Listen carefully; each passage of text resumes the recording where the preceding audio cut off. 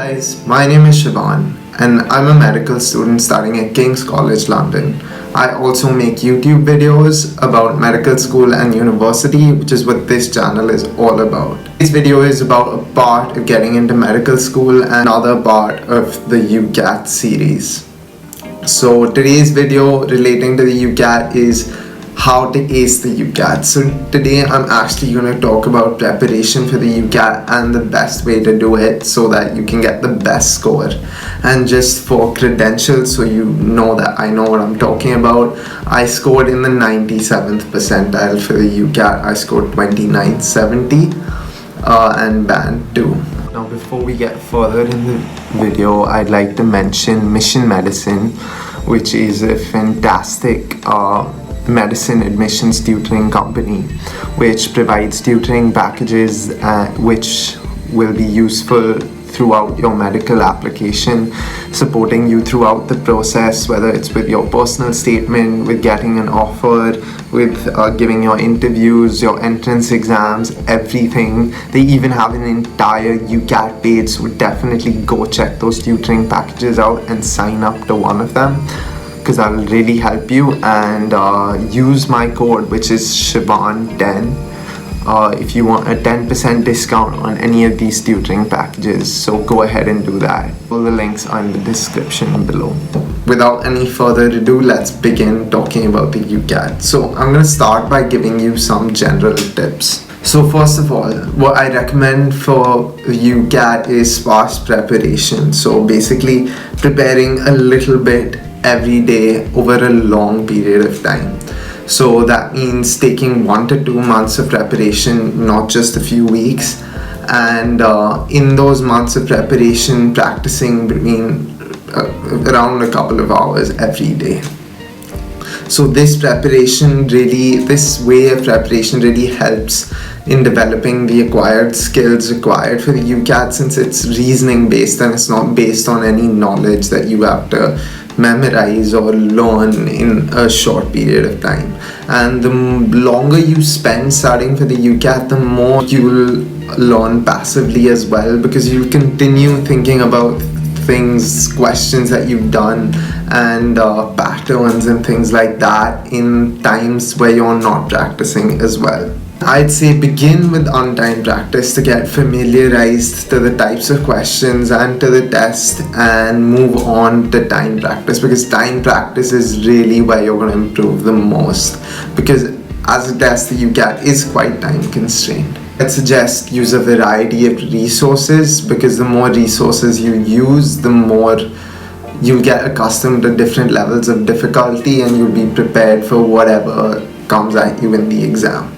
Finally, identify the areas where you can improve the most and really focus on those areas. For example, I think abstract reasoning and quantitative reasoning lend to the most improvement, because you'll start with like a normal score or a very low score in abstract reasoning, and you can really push that to be your highest scores in the test. For example, I got 800 plus scores in both quantitative and abstract reasoning, whereas in abstract reasoning I started out with scores in the 500s. Now let's talk about the specific sections. So first of all, verbal reasoning. So in verbal reasoning, I'd say skim the passage first, and then basically read the questions, and now that you've skimmed the passage, you sort of know where the answer to each question will be, and now read those specific parts of the passage to get the answers to the questions. Because if you spend too much time reading the passage in detail at first, you'll go through a lot of information you don't really need to answer a lot of the questions.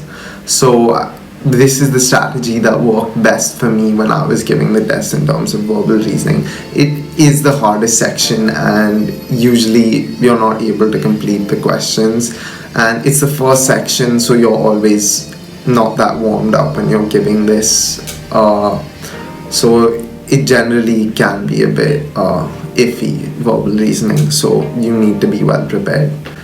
Then I'd suggest in verbal reasoning, as you can't complete all the questions, you usually guess the true false cannot say questions. Those are the best ones to guess in my opinion, because they're the most guessable, you have the highest probability of getting them right if you guess them, and guess the answers cannot say, because that's the most frequently occurring answer in verbal reasoning questions. And then I'd say in general, be careful of the way things are worded in this section. Decision making. This is the most logical, most intuitive section, and it's not really time constrained, but it's still quite difficult. So I'd say first of all, revise basic probability. That's something that will come up for sure somewhere in this section. And then also get comfortable with graphs and different pictographic representations of data and stuff like that, because that there'll be a fair bit of this kind of stuff in decision making, but otherwise it's just you get better with practice here. And now quantitative reasoning. This is usually the best section for everyone in the UCAT. It's maths, so maths seems fairly easy, but again it's time constrained, so get used to using the calculator here.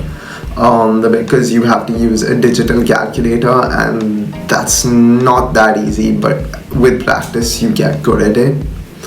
And then write down important numbers on your whiteboard, the whiteboard that you get when giving the UCAT, so that you don't have to constantly keep big numbers in your mind.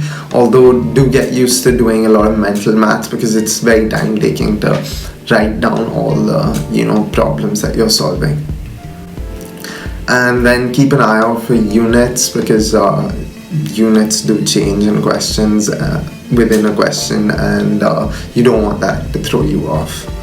And other than that, practice. Section is abstract reasoning, probably the most daunting section of the UCAT. So in abstract reasoning, definitely practice, do as many questions as you can. Medify has a massive abstract reasoning question bank, and definitely use it well, because if you do as many abstract reasoning questions as you can, it'll result in a massive improvement, and you will become very good at abstract reasoning. I'd say when you're revising and you're going through the answers you gave for abstract reasoning questions, always carefully look at the answer, because you'll understand what the pattern is, and then make a list of patterns you observe in the questions you're doing, or types of patterns, so you have something in your mind.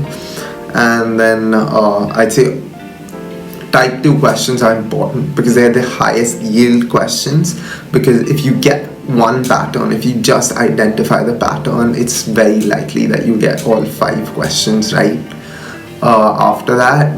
But they're also the most guessable questions, because if you guess all of them as set B or set A, you're likely to get 2 or 3 correct out of 5 questions. And finally, we come to discuss situational judgment. So situational judgment, very important. It's a complete separate part from the rest, and basically in situational judgment, again, practice. The more you practice, the more you get used to particular rules, and you'll get used to what type of situations demand what type of answers. Like some certain things that are extremely inappropriate, certain things that are appropriate. Like sometimes it's not logically what you think of. Some things can be very inappropriate when they seem alright. So the more questions you do, the more you'll get used to what is right and what is not. And then also go through the GMC's guidelines on good medical conduct, and that'll obviously really give you good guidelines as to how to answer these questions, and what is okay in these situations and what is not. So the more you get accustomed to that, the better you'll get at answering these questions. This one, it seems very time constrained, 69 questions in 26 minutes, but it's usually fine because you can go quite quickly here. I think that covers everything, all 5 sections of the UCAT. It is a very difficult test. It definitely is. It's very daunting at first, and it stays that way for a while. But the more you practice, the more you get comfortable with it. And I'm going to be honest with you, till the day before you give your UCAT, you will still be scared of the test, and you'll still be scared because there's so much uncertainty. But I guarantee you that if you practice enough, if you practice well, if you really spend time and put in the effort to get accustomed and develop these skills required for the UCAT, it is very, very possible to get a good score. So yeah, I think that covers everything, and if you found all of that helpful, put it to use, and definitely like this video and hit the subscribe button to watch the rest of my videos. And yeah, I'll see you in the next one.